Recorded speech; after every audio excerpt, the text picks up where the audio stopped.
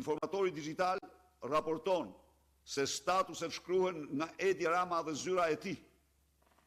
Po, tani unë nuk marr përsipër me bë ekspertiza, vetëm u them qytetarëve, cili do që e dyshon këtë edhe me drejt mund ta dyshoj, të marr pak statuset e Erion Velis dhe disa shkrime që shkruhen te Rama me emrat të një gazetari të ndryshëm.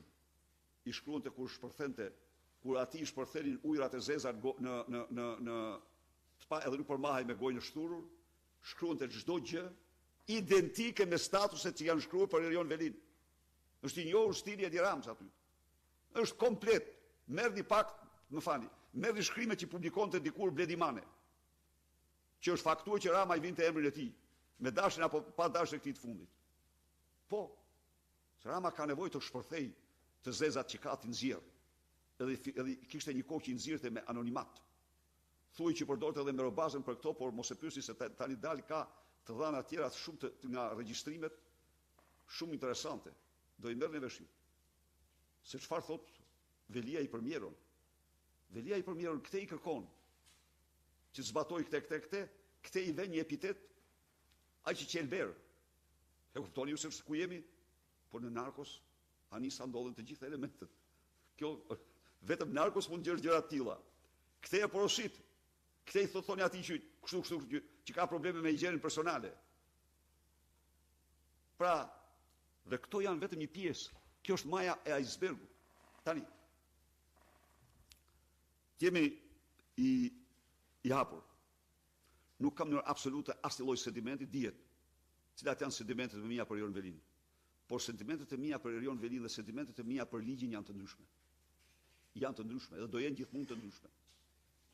Ndaj dhe unë i kërkoj me urgjencë avokatit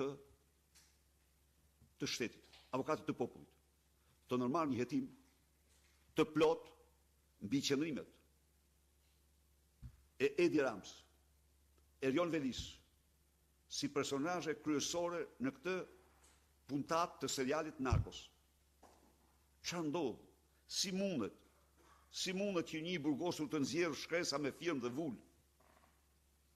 Përveç të tjerash, se më doli nga mendja, ai zotimi i fundit i djeshëm i tij është marrë pa praninë e avokatit. Avokati nuk është thirrë i pranishëm në takimin që është bërë, nëse është bërë fare takim. Nëse është bërë fare takim me Erion Velin ku ai mohon emrimin e Sara Goxhaj, atëherë ata të hetojnë. Të hetojnë se është absolutisht e ndaluar të takohesh me një burgosur zyrtarisht pa praninë e avokatit. I çuan atij përpara një plumë në zarf, apo e droguan, apo çfarë i bën, këto nuk i diun asnjë. Po këto pikpyetje po shtrohen mbar kudo. Pra,